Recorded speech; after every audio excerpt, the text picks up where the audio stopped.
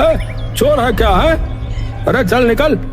वो छोटा सा मासूम बच्चा पवन हवेली के बाहर खड़े होकर जाली के गेट से सब कुछ अंदर देख रहा था। तभी चौकीदार उसे भगाता है। चोर है क्या है जो अंदर इस नजर से घूर रहा है? अरे चल निकल, छोटे मालिक के स्कूल से आने का समय हो रहा है। हाँ। एक बड़ी सी कार में लगभग पवन की ही उम्र का बच्चा बैठकर स्कूल से आ रहा था। चौकीदार उसके लिए फौरन दरवाजा खोलता है। ये सब देखकर पवन अपने घर की ओर निकल पड़ता है। उसका घर एक झोपड़पट्टी में था। अरे काम का ना काज का, दुश्मन अनाज का है। दिन भर आवारा गर्दी करता रहता है। पढ़ना लिखना तो है नहीं है।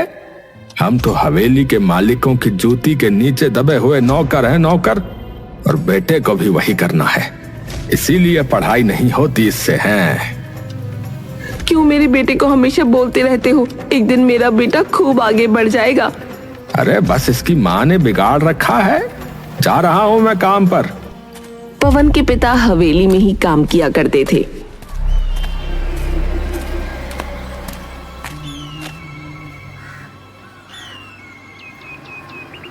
कुछ दिनों बाद हवेली में रह रहे छोटे बच्चे केशव को पढ़ाई के लिए लंदन भेज दिया गया।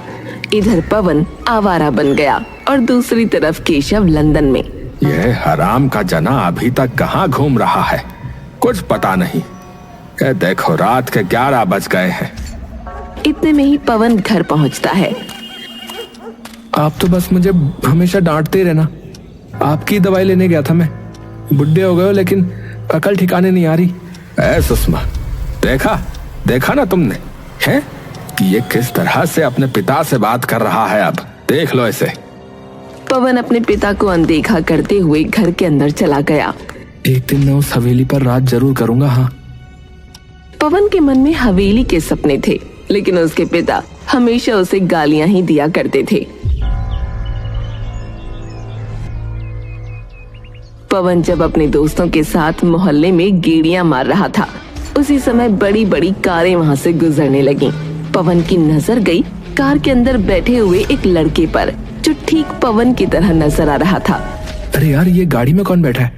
वो तो मेरी तरह ही लग रहा है। तुम्हें तो यार सारे अमीर अपनी ही तरह लगते हैं यार। वो हवेली का छोटा मालिक है। यार क्या नाम था उसका? हाँ, केशव यार। अरे ये बचपन में ना लंदन चला गया था, आज ही वापस आया ये। पवन अब जान गया था कि केशव बड़े होने के बाद बिल्कुल उसके जैसा ही नजर आ रहा है। उधर दूसरी तरफ हवेली में बहुत बड़ा आयोजन था। पवन भी वहां पहुंचा। मेरे बच्चे, इतने समय के बाद तुम वापस यहाँ लौटे हो, और वो भी वकालत की पढ़ाई पूरी करके। अब तो तुम बहुत ही अच्छे वकील बनोगे बेटा। आपने मुझे इस काबिल बनाया पिताजी। मैं आपका नाम रोशन जरूर करके दिखाऊंगा। पवन ने देखा कि सब लोग केशव से बहुत प्यार करते थे। पवन भी केशव की जगह लेना चाहता था। पार्टी खत्म होने के बाद पवन अपने दोस्तों के साथ बैठा था। अरे पवन, यार तू तो बिल्कुल सही कह रहा था यार। वो मनोहर का बेटा है ना, बिल्कुल तेरी तरह ही लगता है यार। ऐसा लगता है यार कि बिल्कुल भाई तेरा हम शक्ल हो यार। यार शक्ल तो बिल्कुल उसके जैसी है मेरी, लेकिन साला ये किस्मत ही उसके जैसी नहीं है यार। वो इतना अमीर है, पढ़ा भी लंदन से है, और उसे पूरा परिवार भी प्यार करता है यार। अरे यार एक चीज बता, लेकिन अरे यार इतनी पढ़ाई करने की क्या जरूरत थी यार? जिंदगी भर अपने पिता के टुकड़ों पर पलता तो अच्छी जिंदगी कटती उसकी, नहीं? यार अगर उसकी भी यही सोच होती तो ना वो भी पवन ही होता आज। हाँ समझा? ये बोलकर सभी दोस्त हंसने लगे। आज पवन पूरी रात घर नहीं गया। अगली सुबह जब वो घर पहुंचा,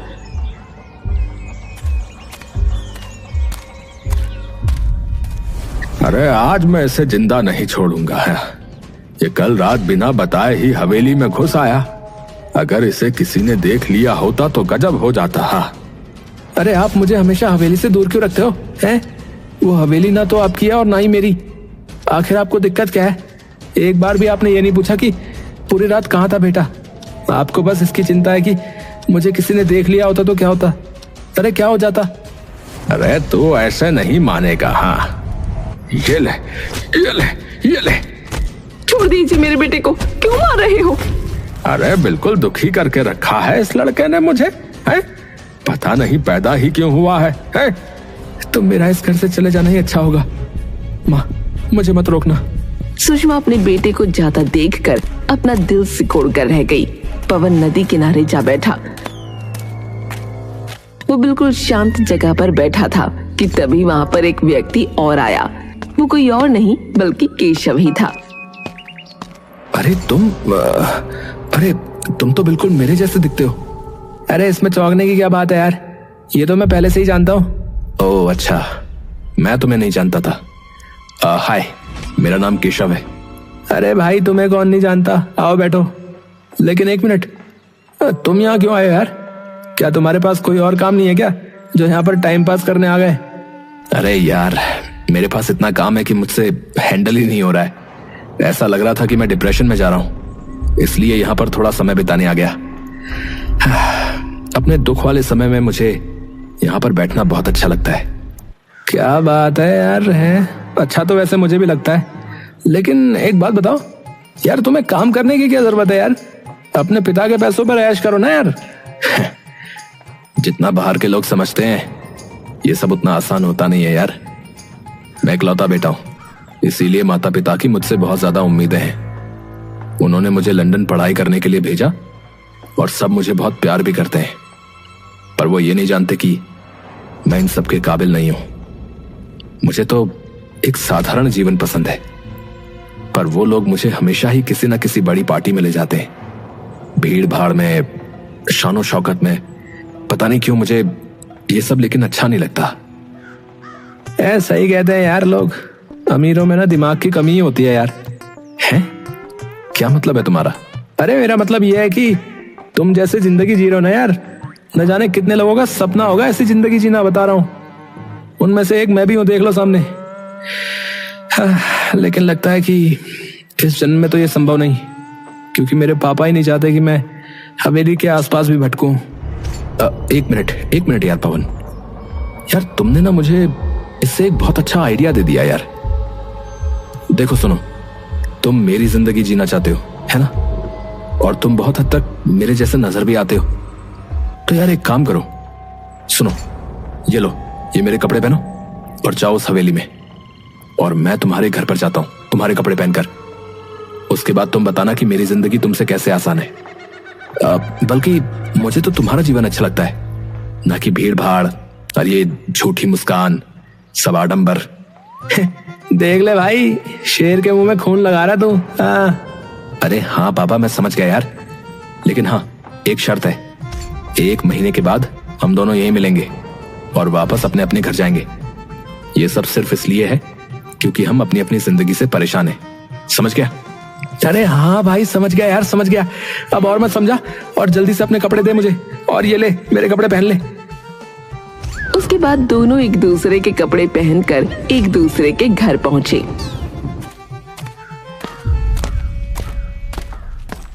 पवन की माँ केशव को पवन समझ खूब प्यार जताती है। मेरा बच्चा कल रात से न जाने कुछ खाया है कि नहीं। पिता की डांट से भला कोई ऐसे नाराज होता है क्या? चल जल्दी अंदर आ जा। सुषमा अपने हाथों से उसे खाना खिलाती है। खाना उतना भी टेस्टी नहीं है, लेकिन आपने अपने हाथों से खिलाया तो बहुत अच्छा लग रहा है। ऐसे ही मुझे अपने हाथों से रोज रोज खाना खिलाना माँ। हाँ मेरे बच्चे। और वहाँ दूसरी तरफ हवेली के अंदर पवन, जो कि केशव के भेष में था, वो खूब ऐश करने लगा। बेटा कहाँ चले गए थे तुम लेट हो। मैंने कहा था ना कि 2 बजे कोर्ट पहुंचना होगा। पापा मैं ना बहुत थका हुआ हूँ, क्या मैं थोड़ा आराम कर सकता हूँ क्या? हाँ, ये भी कोई पूछने की बात है बेटे। तुम अपने कमरे में चलो, मैं तुम्हारे लिए जूस भिजवाता हूँ। पवन आराम से जाकर केशव के मखमली बिस्तर पर लेट जाता है। अबे यार, जिंदगी हो तो ऐसी हो यार, वरना हो ही ना साली। ये मखमली बिस्तर, अरे वाह, एसी भी लगा हुआ है यार, और कितना बड़ा कमरा है यार। अरे यार, इस कमरे के जितना तो मेरा घर भी नहीं है। मजे ही आ गए यार। अभी जूस भी आता ही होगा मेरे लिए। ऐसी जिंदगी तो मुझे हमेशा से चाहिए थी। और एक वो है बेअकल केशव कहेगा। मैं तो कोई भी काम ना करूं, अब मैं आराम से मजे करूंगा। हाँ। और ऐसे ही कुछ दिन बीत गए। पवन जो कि हवेली में केशव बनकर रह रहा था, उसे अब खूब मजा आ रहा था। और वहाँ दूसरी तरफ पवन के भेष में केशव भी अपने पिता का दिल जीतने में लगा था।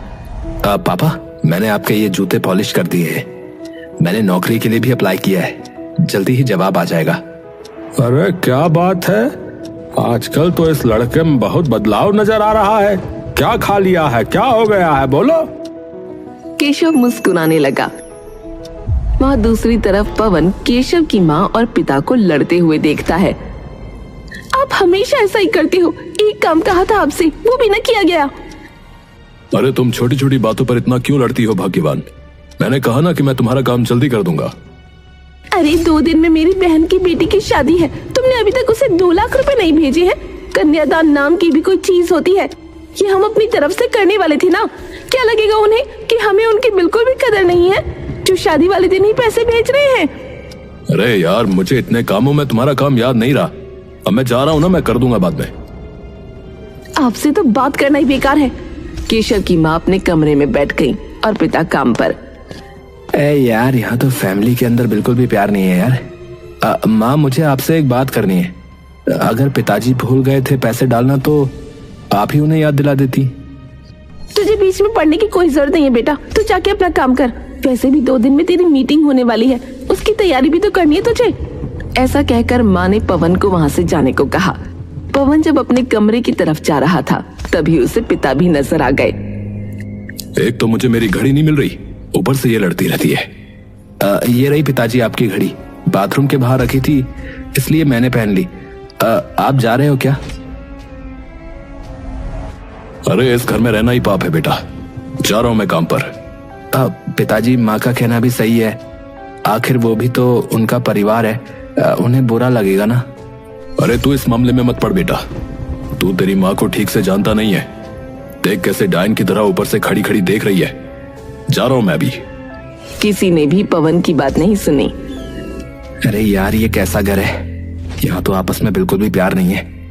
और मेरे घर पर तो सिर्फ मेरा बाप ही है एक नंबर का हिटलर। लेकिन मेरी माँ तो बिल्कुल गाय जैसी प्यारी है यार। मेरे पापा भी मम्मी से कभी नहीं लड़ते, बल्कि मम्मी के चक्कर में मुझे 2 थप्पड़ ज्यादा ही लगा देते हैं। लेकिन यहाँ तो साला सीन ही उल्टा है भाई। ये कहता हुआ पवन अपने कमरे में चला गया और ऑनलाइन शॉपिंग वेबसाइट से ढेर सारी शॉपिंग करने लगा। आज तो ढेर सारी मूवी देखूंगा। हाँ, ब्रांडेड कपड़े भी मंगवा लिए हैं। पवन को ऐशो आराम की आदत लग गई थी। वो केशव के पिता के क्रेडिट कार्ड से खूब सारी शॉपिंग करने लगा। ऐसे ही कुछ दिन बीत गए। बेटा केशव, क्रेडिट कार्ड का इतना सारा बिल आया है, आखिर ऐसा क्या मंगवाया तुमने? अरे पिताजी, हम तो अमीर है ना, थोड़े बहुत पैसे खर्च हो भी जाएंगे तो क्या फर्क पड़ जाएगा। मेरे पास कपड़े खत्म हो गए थे, मैंने ढेर सारे कपड़े मंगवाए हैं। कहो तो आपके लिए भी मंगवा दूं? अगर हम लोग अमीर हैं तो क्या तुम पानी की तरह पैसा खर्च करोगे क्या? तुम्हें 1 रुपए की भी कीमत का अंदाजा नहीं है। अरे आप लोग इतना गुस्से में क्यों हैं? मुझे समझ में नहीं आ रहा। अरे take a chill pill guys. मेरा एक और पार्सल आने वाला है, उसे रिसीव कर लेना। मैं काम से बाहर जा रहा हूँ। सारे काम तो इस लड़के ने छोड़ रखे हैं, न जाने कौन से काम पर गया है, पता नहीं इसको क्या हो गया है। वहाँ दूसरी तरफ पवन के भेष में केशव अपने पिता का दिल जीतने में कामयाब हो रहा था। पिताजी, मेरी जॉब का रिस्पॉन्स बहुत देर से आया, लेकिन मुझे 20,000 रुपए की नौकरी मिल गई है। अरे अरे, ये तो बहुत ही अच्छी बात है बेटा। अरे मुंह मीठा करने के लिए अपनी माँ से चीनी लाने को तो बोल दे जरा। आप कितने कंजूस हो, बेटे की नौकरी लगी है और एक मिठाई भी नहीं मंगवाई जा रही आपसे। अरे वो मिठाई भी तो मेरे ही पैसों की आएगी हैं? अरे जब ये खुद कमाने लगेगा तो खुद ही हमारा मुंह मीठा कर देगा, समझी? अब भला ये मनोहर जी के लड़के केशव जितना तो समझदार और काबिल है नहीं है कि महीने के 1 लाख रुपए कमा ले हैं? बहुत अच्छी बात है पिताजी, मैं भी आपको काम करके दिखाऊंगा। इतने में ही मनोहर के सीने में दर्द उठता है। सबने बिना समय गंवाए उन्हें अस्पताल में भर्ती किया। डॉक्टर, क्या हुआ पापा को? उनके हार्ट की सर्जरी करनी होगी, उनका हार्ट ठीक से काम नहीं कर रहा। ये सुनते ही केशव बहुत घबरा गया। वो फौरन पवन के पास फोन करता है। ये खबर सुनते ही पवन भी दौड़ा दौड़ा अस्पताल पहुंचा। डॉक्टर साहब, क्या हुआ है मेरे पिताजी को? अरे एक ही बात कितनी बार पूछोगे? तुम्हारे पिता का हार्ट ट्रांसप्लांट करना होगा। उनका हार्ट ठीक से काम नहीं कर रहा है। जल्दी से पैसों का इंतजाम कर दो। ये सुनकर पवन के पैरों तले जमीन खिसक गई। पिताजी के इलाज के लिए तो ढेरों पैसे लगेंगे, कहां से लाऊंगा मैं इतने पैसे? पवन, तुम इसकी चिंता मत करो। मेरे पास मेरे क्रेडिट कार्ड है, उनका इस्तेमाल करके अपने पिता का इलाज करवा लो। लेकिन वो पैसे तो तुम्हारे हैं यार। अरे यार, इस समय पिताजी की जान ज्यादा जरूरी है। पवन केशव का क्रेडिट कार्ड लेकर फौरन रिसेप्शन पर पहुंचता है। एक्चुअली सर, ये सारे कार्ड डिक्लाइन हो रहे हैं। अरे ये कैसे हो सकता है? वो अपने पिता को फोन करता है। पापा, मेरे सारे क्रेडिट कार्ड बंद हो गए हैं, लेकिन ऐसा क्यों? अरे वो मैंने ही करवाए हैं बेटा। तुम्हारे आजकल इतने खर्चे बढ़ गए हैं कि मुझे कुछ समझ में नहीं आता कि तुम आखिर इतने पैसों का करते क्या हो। ऐसे ही चलता रहेगा तो मैं तो रोड पर आ जाऊंगा। अभी भी तुम आवारागर्दी करने के लिए ही पैसे मांग रहे होगे, है ना? तुम्हें इंडिया लाना ही मेरी सबसे बड़ी गलती थी। तुम वहीं पर ठीक थे। इतना बोलकर केशव के पिता फोन काट देते हैं। मुझे मेरे पिता से भी कोई मदद नहीं मिली। अब क्या होगा? मुझे भी कुछ समझ में नहीं आ रहा है। क्या आप दोनों भाई हो? जो अंदर पेशेंट है वो आपके पिता हैं? जी नहीं, हम भाई नहीं हैं। और हाँ, वो मेरे पिता हैं।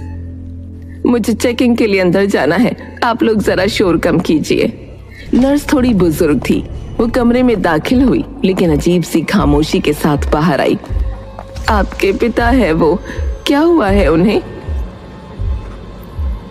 उनका हार्ट ठीक से काम नहीं कर रहा।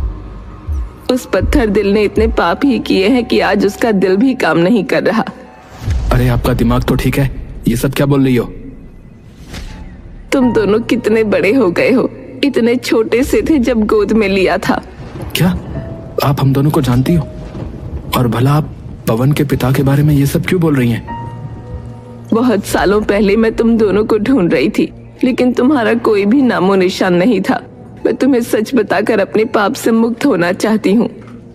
जल्दी से बताओ कि क्या बात है। मेरे पिता अंदर बीमार हैं। वो तुम्हारे पिता नहीं है, तुम्हारे पिता मनोहर हैं। क्या कहा? मेरे पिता ही पवन के पिता हैं? ये सब आप क्या बोल रही हो? जिस दिन तुम्हारी माँ ने तुम दोनों को जन्म दिया, उस दिन मैं यहीं मौजूद थी। तुम दोनों जुड़वा भाई हो। पवन, तुम्हारा पिता राम सिंह बहुत लालची इंसान था। वो मनोहर से बहुत जलता था। वो बस मनोहर के वारिस को तड़पता हुआ देखना चाहता था, इसीलिए उसने मुझे पैसे देकर तुम्हें चुराने को कहा। मैंने बचपन में ही तुम दोनों को अलग कर दिया था और सबको कहा कि तुम मर गए हो। मैंने चंद पैसों के लालच में आकर इंसानियत का सौदा कर डाला। बच्चों, मुझे माफ कर दो। तो आप ही हैं वो मैडम जिनकी वजह से मैं बचपन से उस कचरे में जिंदगी गुजारा था। अरे यार, तुम्हें इन सब चीजों की पड़ी है? और मैं सोच रहा था कि मुझे मेरा भाई मिल गया। दोनों भाई गले लग जाते हैं। और मैं हमेशा सोचता रहा कि मेरे पिता मुझसे नफरत क्यों करते हैं। आज मुझे उसकी वजह पता चली है। मरने दो उसे अंदर। उसने मुझे बचपन से ही मेरी माँ और पिता और भाई से अलग कर दिया और हमेशा मुझे दुत्कारता रहा, गालियां देता रहा। कभी बाप का प्यार भी नहीं दिया, मेरी माँ को इज्जत नहीं दी। इसे तो मैं छोड़ूंगा नहीं। इतने में ही केशव के घर वाले भी वहाँ पहुँच गए। पिताजी, आप यहाँ? हाँ बेटा, वो हमारे यहाँ राम सिंह काम करता है ना। मुझे ड्राइवर का फोन आया था कि राम सिंह हॉस्पिटल में भर्ती है और तुम भी मौजूद हो। और ये तुम्हारी तरह दिखने वाला बहरूपिया कौन है? पिताजी, ये कोई बहरूपिया नहीं, मेरा भाई है। किसी भी रोड चलते इंसान को अपना भाई बना लोगे? ये कोई बहरूपिया है जो तुम्हें बेवकूफ बना रहा है। सच बताओ कि कौन हो तुम? क्या चाहिए तुम्हें? प्लास्टिक सर्जरी करवाकर मेरे बेटे जैसा चेहरा तो बना लिया, लेकिन कभी भी अपने आप को मेरा बेटा साबित नहीं कर पाओगे।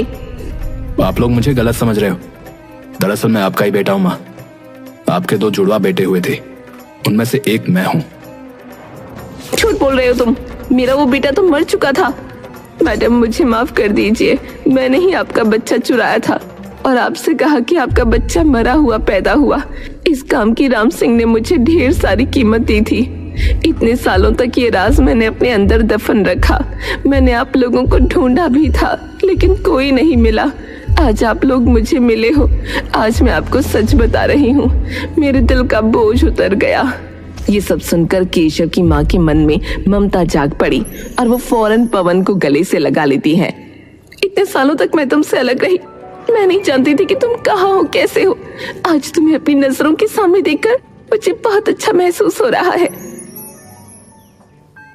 और मुझे भी आपसे मिलकर बहुत अच्छा लग रहा है। कितने में ही सुषमा वहां पहुंची। अपनी असली माँ से मिल जाने के बाद तुम मुझे तो भूल ही गया होगा बेटा। तेरे पिता की गलती की सजा मुझे क्यों मिल रही है?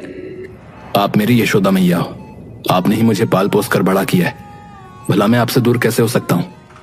मेरे बच्चे, इधर आओ मेरे पास। मनोहर भी पवन के गले लग गया। इतने में ही सुषमा की सिसक सिसक कर रोने की आवाज आई। तुम्हें रोने की जरूरत नहीं है सुषमा, मैंने पहले ही इलाज के सारे पैसे जमा करवा दिए हैं। कुछ ही देर में डॉक्टर आकर तुम्हारे पति का ऑपरेशन कर देंगे और वो बिल्कुल ठीक हो जाएगा। बेटा पवन, चलो अपनी हवेली लौट चलते हैं। पिताजी, आप लोगों से मिलकर मुझे बहुत अच्छा लगा, लेकिन मेरा घर मेरे लिए मेरी वही झोपड़पट्टी है जहां मैं अपने परिवार के साथ रहता हूं। आप लोगों ने मुझे जन्म दिया, लेकिन मुझे नाम और पहचान मेरी सुषमा माँ और पिता ने दिया है। ऐसे टाइम पर मैं उन्हें छोड़कर नहीं जा सकता। आपने मुझे स्वीकार कर लिया, यही मेरी सबसे बड़ी खुशी है। तो क्या अब इस बार भी अपने बेटे से दूर रहना पड़ेगा? माँ, अब मैं आपको छोड़कर कहीं नहीं जा रहा, मैं तो हमेशा आपके पास ही रहूंगा। लेकिन सुषमा माँ को भी मेरी जरूरत है, मैं अपना फर्ज निभाऊंगा। और हाँ, पिता को भी यह साबित करना है कि मैं कोई बहरूपिया नहीं बल्कि हवेली का ही खून हूं। डॉक्टर ऑपरेशन करने कैबिन में जा पहुंचे और कुछ घंटे के ऑपरेशन के बाद ऑपरेशन सफल रहा। अब आप लोग उनसे मिल सकते हैं। सबसे पहले मैं मिलकर आता हूँ। मनोहर राम सिंह के पास गया। मालिक, आप यहाँ? अब कैसे हो तुम? ठीक ही लग रहे हो। वो बाहर मैंने तुम्हारे बेटे को देखा, वो बिल्कुल केशव की तरह लगता है। अरे मालिक, छोड़िए उसकी बातें, एक नंबर का बहरूपिया इंसान है। क्योंकि वो मेरा बेटा है, इसीलिए छुपाने की जरूरत नहीं है। नर्स ने मुझे सब बता दिया। अब राम सिंह के पास अल्फाज नहीं बचे थे। काम से तो मैं तुम्हें निकाल ही रहा हूं, लेकिन मैं अपने बेटे को भी तुम्हारे पास छोड़कर जा रहा हूं। मैं रोज तुमसे खबर लूंगा, अगर उसे जरा सी भी दिक्कत आई तो मैं तुम्हें छोड़ूंगा नहीं। हाँ हाँ, जी जी। राम सिंह को कुछ समझ नहीं आ रहा था कि पल भर में ये सब क्या हो गया। मनोहर वहां से उठकर चला गया और कुछ ही देर में पवन और सुषमा कमरे में आ पहुंचे।